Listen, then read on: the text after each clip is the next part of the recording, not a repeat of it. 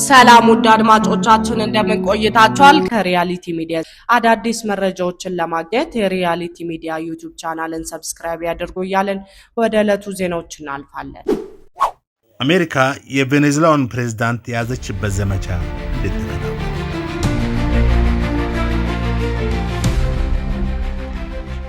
አሜሪካ ሰላዮች ለወራት ያህል የቬኔዙዌላው ፕሬዝዳንት ኒኮላስ ማዱሮን ያንዳንዱን እንቅስቃሴ ሲከታተሉ ቆይተዋል። የአሜሪካ ከፍተኛ ወታደራዊ ባለስልጣናት እንደሚገልጹት የ63 ዓመቱ የቬኔዙዌላው ፕሬዝዳንት ኒኮላስ ማዱሮ የት እንደሚተኙ፣ ምን እንደሚመገቡ፣ ምን እንደሚለብሱና የቤት እንስሳቶቻቸውንም ጭምር ክትትል ሲደረግባቸው ነበር። ይህንን ክትትል የሚያደርገው ደግሞ በቬኔዙዌላ መንግስት ውስጥ ያለ አንድ ለአሜሪካ መንግስት የሚሰራ ምንጭን በአባልነት የያዘ ትንሽ ቡድን ነው። ከዚያም በታህሳስ መጀመሪያ ኦፕሬሽን አብሶሉት ሪዞልቭ በሚል ስያሜ የተሰጠው ዘመቻ እቅዱ ተነድፎ ተጠናቀቀ። ወራት የፈጀው እቅድም ከፍተኛ ጥንቃቄ ተደርጎበት የተዘጋጀ ነው። በእቅዱ ዝግጅቱ ውስጥም የተሳተፉ የአሜሪካ ኤሊት ወታደሮች በቬኔዙዌላ ዋና ከተማ ካራካስ የሚገኘውን የፕሬዝዳንቱን ደህንነት የጠበቀ ማቆያ ወይም ሴፍ ሃውስ አስመስለው በመገንባት ጭምር በምን አይነት መንገድ ማዱሮን እንደሚይዙ ተለማምደዋል። ቀዝቃዛው ጦርነት ወዲህ ባልታየ አኳን ዋሽንግተን በላቲን አሜሪካ ልታደርግ ያቀደችው የወታደራዊ ጣልቃ ገብነት በሚስጥር የተያዘ ነበር። የአገሪቱ ኮንግረስ ስለ ዕቅዱ አስቀድሞ ገለጻ አልተደረገለትም፣ ምክር ሀሳቡንም አልጠየቀም። የዘመቻው ሂደት በዝርዝር ተዘጋጅቶ ከጠናቀቀ በኋላ ከፍተኛ ወታደራዊ ባለስልጣናት ጥቃቱን ለመሰንዘር አመቺ ሁኔታዎችን እስኪፈጠሩ በመጠበቅ ነበረባቸው። በተቻለ ሁኔታ ኦፕሬሽኑ በድንገት እንዲፈጸም ፍላጎት እንደነበራቸው ባለስልጣናቱ ቅዳሜ ዕለት ተናግረዋል። ፕሬዚዳንት ትራምፕ ከ4 ቀናት በፊት ኦፕሬሽኑ እንዲፈጸም ፈቃድ ሰጥተው የነበረ ቢሆንም የተሻለ የአየር ሁኔታና አነስተኛ ደመና የሚኖርበትን ጊዜ ለመጠበቅ ሲባል ጊዜው ተራዝሟል። የአገሪቱ ከፍተኛ ወታደራዊ መኮንን የሆኑ ጀነራል ዳን ኬን ቅዳሜ ጠዋት በሰጡት ጋዜጣዊ መግለጫ በገናና በአዲስ ዓመት ሳምንታት የአሜሪካ ጦር ሰራዊት አባላት ተገቢው ሁኔታ እስኪመቻችና ፕሬዚዳንቱ ወደ እርምጃ እንድንገባ ትዕዛዝ እስኪሰጡን ድረስ በትዕግስት ይጠባበቁ ነበር ብለዋል። በሌሊት የተከናወነ ኦፕሬሽን ፕሬዚዳንት ትራምፕ ኦፕሬሽኑ እንዲጀመር ፈቃድ የሰጠውን ትዕዛዝ ያስተላለፉት በቬኔዙዌላ አቆጣጠር ደግሞ ሌሊት ላይ ነበር። ፕሬዚዳንቱ ከ4 ቀናት በፊት ከ2 ቀናት በፊት ልንፈጽመው ነበር፣ ከዚያ በድንገት ሁኔታዎች ተመቻቹ፣ እኛም ጀምሩ አልን ሲሉ ከኦፕሬሽኑ በኋላ ፎክስ ኤንድ ፍሬንድስ የቴሌቪዥን ፕሮግራም በነበራቸው ቆይታ ተናግረዋል። ትራምፕ ትዕዛዙን ያስተላለፉት በቬኔዙዌላ ሰዓት አቆጣጠር ከእኩለ ሌሊት ቀደም ብሎ በመሆኑ ሰራዊቱ አብዛኛውን እንቅስቃሴውን በጨለማ እንዲያደርግ አስችሎታል። የአሜሪካ ወታደሮች በአየር በየብስና በባህር ተንቀሳቅሰው 2 ሰዓት ከ20 ደቂቃ የፈጀ ኦፕሬሽን ፈጽመዋል። የኦፕሬሽኑ መጠን እና የተከናወነበት ሁኔታ ከዚህ ቀደም ታይቶ የማይታወቅ ሊባል የሚችል ነው። የአሜሪካ እርምጃ በቀጠናው ከሚገኙ በርካታ ኃይሎች ውግዘት የደረሰበት ወዲያው ነበር። የብራዚሉ ፕሬዚዳንት ሉላ ዳ ሲልቫ የቬኔዙዌላው መሪ በኃይል መያዛቸው ለመላው ዓለም አቀፍ ማህበረሰብ ሌላ እጅግ አደገኛ አካሄድ ነው ብለዋል። ትራምፕ የኦፕሬሽኑ ሂደት የተከታተሉት በዋይት ሃውስ ሲቹዌሽን ሩም አልነበረም። ይልቁንም በፍሎሪዳ ፓልም ቢች በሚገኘው ማራላጎ ክለባቸው ውስጥ በአማካሪዎቻቸው ተከበው ሂደቱን በቀጥታ ስርጭት ተከታትለዋል። የሲአይኤ ዳይሬክተር ጆን ራትክሊፍ እና የውጭ ጉዳይ ሚኒስትር ማርኮ ሩቢዮም ከጎናቸው ነበሩ። ትራምፕ ቅዳሜ ዕለት ከኦፕሬሽኑ በኋላ ሲናገሩ ለማየት የሚያስደንቅ ነገር ነበር ብሏል። የተፈጠረውን ተመልክታችሁ ቢሆን ኖሮ ማለቴ ልክ እንደ ቴሌቪዥን ድራማ ነበር የተመለከትኩት። ፍጥነቱና የተወሰደውን የኃይል እርምጃ ብታዩት በጣም የሚያስገርም ነው ብለዋል።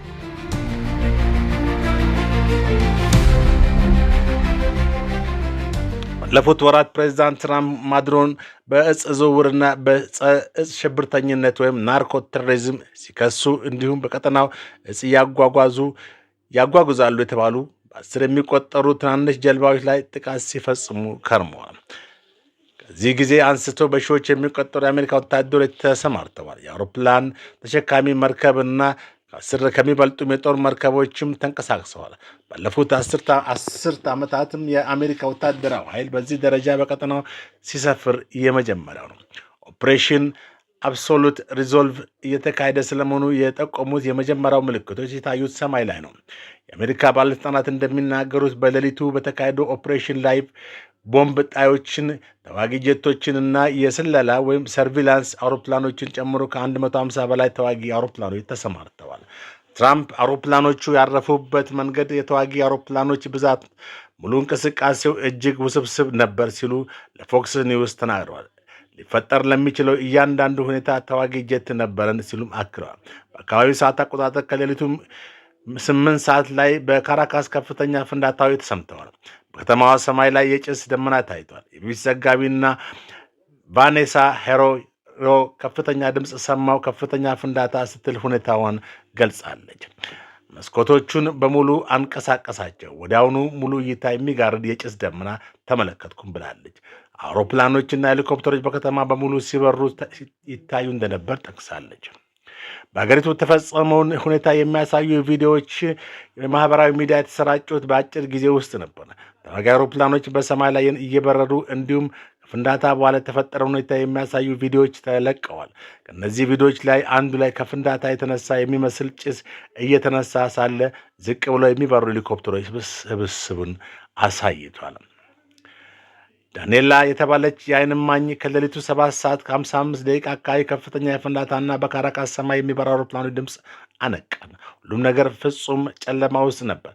ብርሃን የሚታየው በአቅራቢያችን የሚፈጸሙ ፍንዳታዎች ከሚፈጥሩት ብልጭታ ብቻ ነበር ስትል ለቢቢሲ ተናግራለች። ቢቢሲ ቬሪፋይ የትኞቹ ቦታዎች ኢላማ እንደተደረጉ በትክክል ለመለየት በካራካስ ዙሪያ የነበረውን ፍንዳታ፣ እሳትና ጭስ የሚያሳዩ በርካታ ቪዲዮዎች መርምሯል። እስካሁን ድረስም ጥቃት የተፈጸመባቸው 5 ቦታዎች ተረጋግጠዋል። ከነዚህ መካከል የጀነራሊስም ፍራንሲስኮ ዲ ሚራንዳ አየር ኃይል ጣቢያ፣ ኮርላታ ተብሎ የሚጠራው የአውሮፕላን ማረፊያና የካራካስ ዋነኛ የካሪቢያን ባህር መተላለፊያ የሆነው ላጓይራ ወደብ ይገኙበታል። ከጥቃቶቹ መካከል የተወሰኑት የአየር መከላከያ ስርዓቶችን እና ሌሎች ወታደራዊ ኢላማዎችን ያነጣጠሩ እንደነበር ባለስልጣናት ገልጸዋል። ትራምፕ ኦፕሬሽኑ ከመጀመሩ በፊት አሜሪካ የካራካስን ኤሌክትሪክ ኃይል እንዳቋረጠችው ጠቁመዋል። ይህ እርምጃ እንዴት እንደተከናወነ ግን በዝርዝር አልገለጹም። ባለን የተለየ የሙያ ብቃት የተነሳ የካራካስ መብራቶች በአብዛኛው እንዲጠፉ ተደርገው ነበር ብለዋል። እየመጣን እንደሆነ ያውቁ ነበር። የአሜሪካ ጦር ወደ ካራካስ የገባው በከተማዋ ዙሪያ ፍንዳታዎች እየተሰሙ በነበረበት ወቅት ነው። በአሜሪካ ዩቢሲ አጋር የሆነው ኤምባሲ ሲቢኤስ ምንጮች እንደሚናገሩት ኦፕሬሽኑ ውስጥ የኤሊት ዴልታ ፎርስ እንዲሁም የአሜሪካ ከፍተኛ ልዩ ተልዕኮ አሃድ አባላት ተሳትፈዋል። በከፍተኛ ደረጃ ታጥቀው የነበሩት እኚህ ወታደሮች የሚያድሩ የደህንነት የተጠበቀ ማቆያ የብረት በሮችን ለመቁረጥ የሚያስችላቸውን የእሳት ማቅለጫ ይዘው እንደነበር ተነግሯል። ጀነራል ኬን ገለጻ ወታደሮቹ ወደ ማድሮ መገናኛ የደረሱት ሌሊት 8 ሰዓት ከ1 ደቂቃ ላይ የጥቃት መፈጸም ከጀመሩ ከአጭር ጊዜ በኋላ ነው። ትራምፕ ፕሬዚዳንቱ የነበሩበትን ቤት በካራካስ እምብርት ያለ ምሽግ ሲሉ ገልጾታል። በጠንቀቅ ሁኔታ ላይ ሆነው እየጠበቁን ነበረ፣ እየመጣን እንደሆነ ያውቁ ነበር ብለዋል። ወታደሮቹ እንደደረሱ ተኩስ ከከፍቶባቸዋል። ከአሜሪካ ሄሊኮፕተሮች አንዷ ተመታ የነበረ ቢሆን መብረር አላቆመችም። ጄኔራል ኬን በቁጥጥር ስር የማዋል ኃይሉ ወደ ማድሮ ግቢ በመውረድ በፍጥነት በቅልጥፍናና በከፍተኛ ስነ ምግባር ተንቀሳቅሷል ሲሉም ተናግረዋል። ትራምፕ በበኩላቸው ሰብሮ ለመግባት ወደማይቻልባቸው ቦታዎች ሰብረው ገቡ።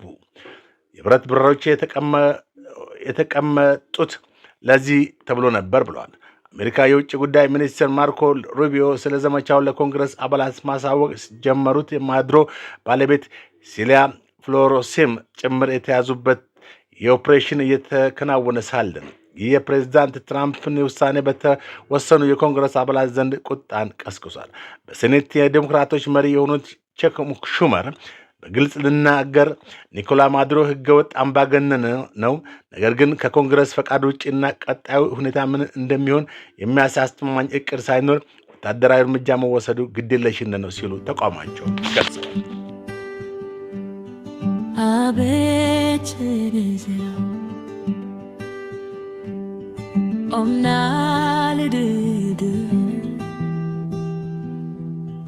ክፉ ሰው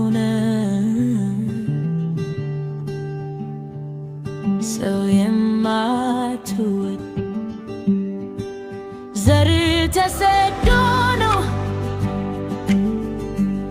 ከአውሮፓ ወደ አሜሪካ የገባው። አንተ ምን ሆነ ነው ስደተኛ የጠላኸው?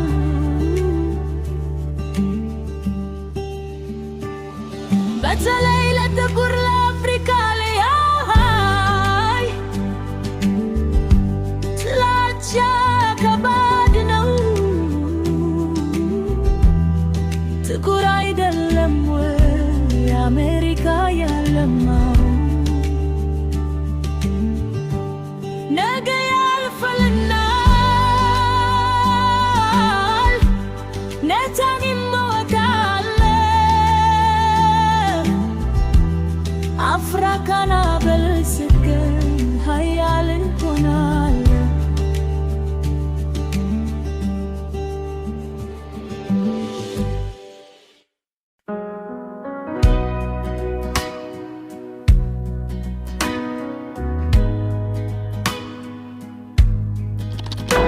በሌላ ዜናዎች እስክንገናኝ ሰላም ቆዩን እያልን አዳዲስ መረጃዎችን ለማግኘት ሪያሊቲ ሚዲያን ሰብስክራይብ፣ ላይክ፣ ሼር በማድረግ ቤተሰብ ይሁኑ እንላለን። ቸር ቆዩ።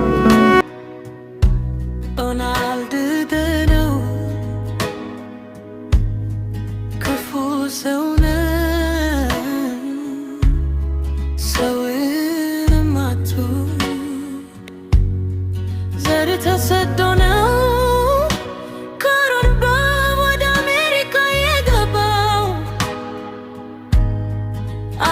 ተመናናው ስደተኛ የጠላኸው? በተለይ ለጥቁር ለአፍሪካውያን ጥላቻ ከባድ ነው። ጥቁር አይደለም ወይ አሜሪካ የገማው? ነገ ያልፍልናል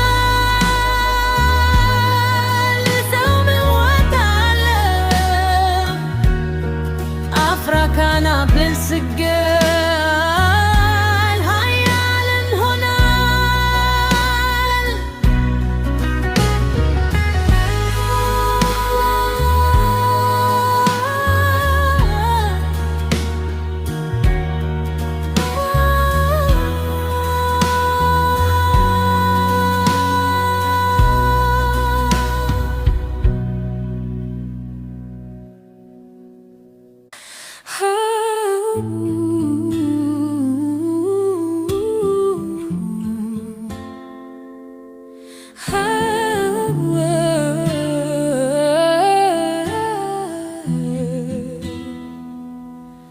አቤት ልጅ ዶናልድ ልጅ ክፉ ሰው ነህ ሰው የማትወድ ዘር ተሰዶ ነው ከአውሮፓ ወደ አሜሪካ የገባው። አንተ ምን ሆነ ነው ስደተኛ የጠላኸው? በተለይ ለጥቁር ለአፍሪካውያን ጥላቻ ከባድ ነው። ጥቁር አይደለም ወይ አሜሪካን ያለ? አቤት ክለሽ ዶናልድ ክፉ ሰው ነህ ሰው የማትወድ ዘር ተሰዶ ነው ከአውሮፓ ወደ አሜሪካ የገባው። አንተ ምን ሆነ ነው ስደተኛ የጠላኸው? በተለይ ለጥቁር ለአፍሪካውያን ጥላቻ ከባድ ነው። ጥቁር አይደለም ወይ አሜሪካን ያለማው? ነገ ያልፍልናል ነፃ እንወጣለን አፍሪካን አበልጽገን